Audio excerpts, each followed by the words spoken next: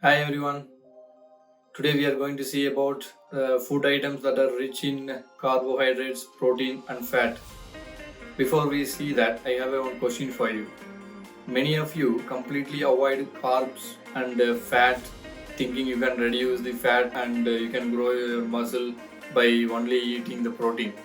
Do you think that's a really good idea? Is that really a healthy diet plan? Come on, let's find out.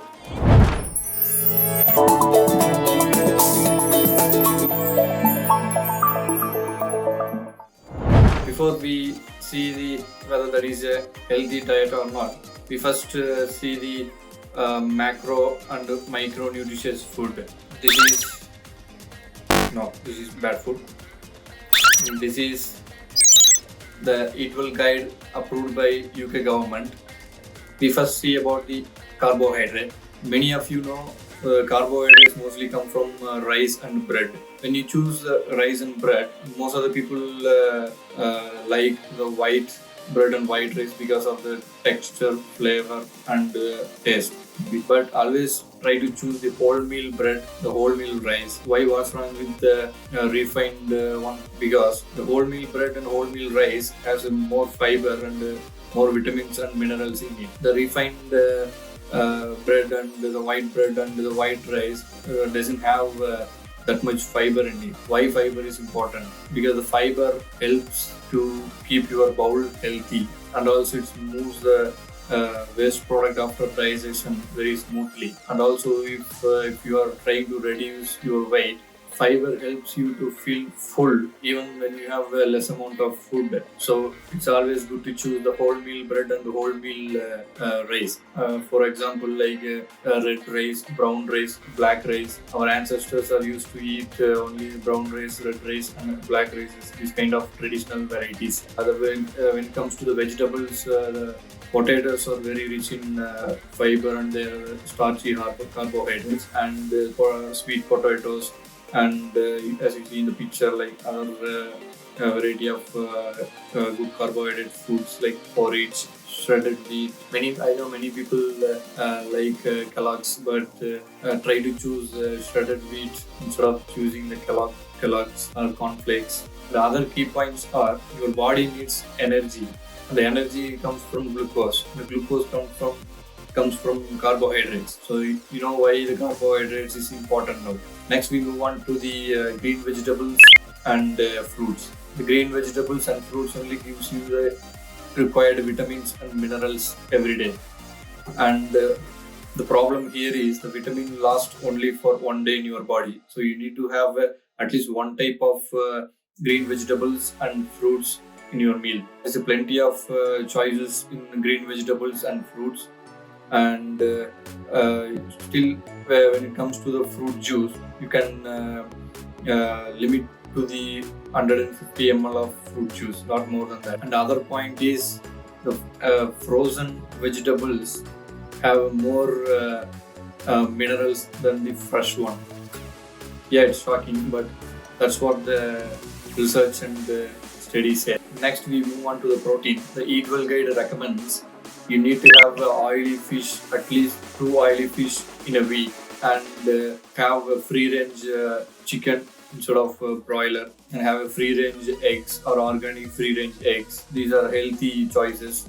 And if you're a vegetarian, you can choose green peas, chickpeas, and other lentils. These are rich in protein, vegetable protein. But the problem is, as I said in my last video, the protein is classified into a complete protein and incomplete protein. The complete protein will only come from the animal meat. From vegetable, you can only get the incomplete protein. So if you want to know what is incomplete protein and complete protein, please put that in the comment. I will explain in another video. Next, move to the fat. Many of you think fat and cholesterol really bad for your health, but that's not true. You need a fat and cholesterol to stay alive. Yeah, actually, your fat and cholesterol is only helping to segregate all the required hormones that are required in your body. You have a question now. What's the difference between fat and cholesterol? The cholesterol, there is not a huge difference. Both are same, but the cholesterol comes out through the sweat.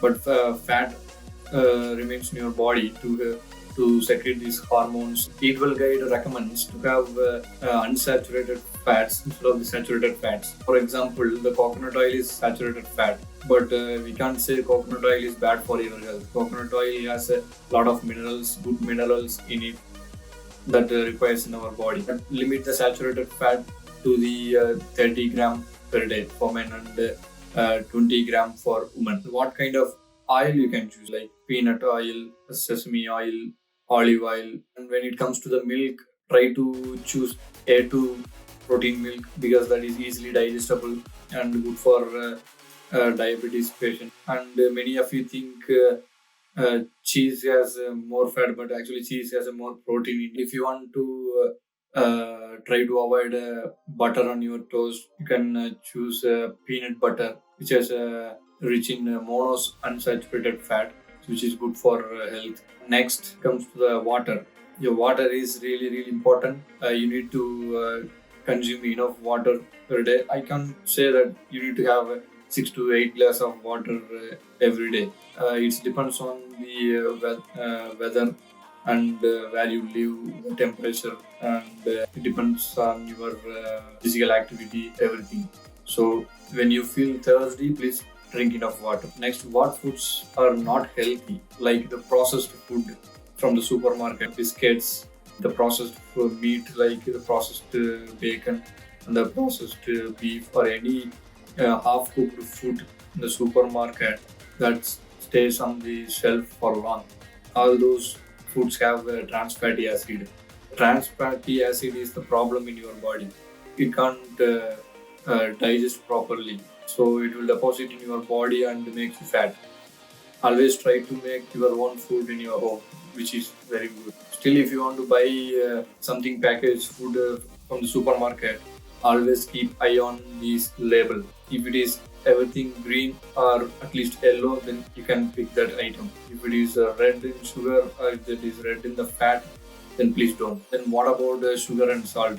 Sugar is a simple carbohydrate which gives you the glucose instantly, and salt, it's always good to have a less salt. Like I think maximum you can take 6 gram of salt per day. And back to our initial question, is it really a healthy diet having only the protein foods to reduce the fat and grow your muscle? Definitely not, because you are leading to the vitamin deficiency and lack of energy in your body. Your body needs glucose, and the glucose comes from the carbohydrate, and your body needs a hormone, and that comes from the fat. So without the glucose and the fatty acid, you can't survive. Now many of you have a question, I'm having only the protein diet, I'm still surviving. That is because your body is capable of converting your protein into a glucose and other fatty acid. So you're basically forcing your body to do that, which is unhealthy. So it's better to have a balanced diet, like 60% carbohydrate in your meal and 80% protein and 10% fat. If you are trying to reduce your weight, then reduce your calories, reduce your percentage in fat, reduce your percentage in carbohydrate and protein.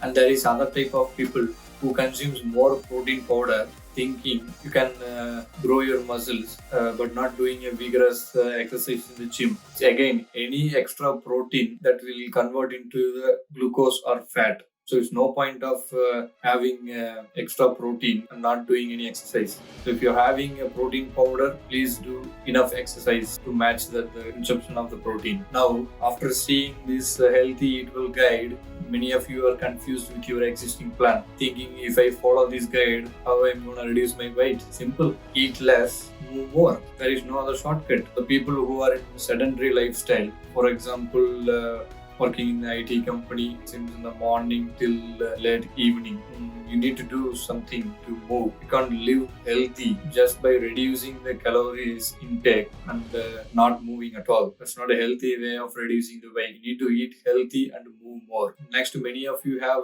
questions like confusions like consuming protein powder is good or bad. On my personal opinion, I would say try to avoid the protein powder because you are overloading your internal organs to digest that. And I think it's against nature because we are approaching the shortcut way to grow your muscle. I leave it to you whether you want to consume protein powder or not. And there are other type of people who achieved their weight loss by following their style of diet, and once they achieved, they go back to their old style and again put some weight on, and they will be fed up of that, and they give up like, oh god, this is not working. So what's the solution for that? The solution is you need to you need to fix your diet and physical activity which you can continue for your lifelong. Then only you can stay fit lifelong. And the last thing I would like to say about marketing, please aware of some marketing skills. If somebody put a diet on their product or zero sugar on their product, it doesn't mean they're healthy, because there is no proper definition for diet yet. The diet refers to whatever you eat every day. That is a diet. If you are not in a weight reduction process, you are in a normal eating style, still that can be called as a diet. So don't get fooled by the marketing strategies like diet on their product or zero sugar, something like that. Be aware of that. That's all for today. If you would like to know more about how to plan your diet and exercise, how much calories you need to intake every day for your goal, please put that in the comment. I will make another video for that. If you like this video, please like, please subscribe and tap the bell notification so that you can get the notification for my next video. Thanks for watching. Bye.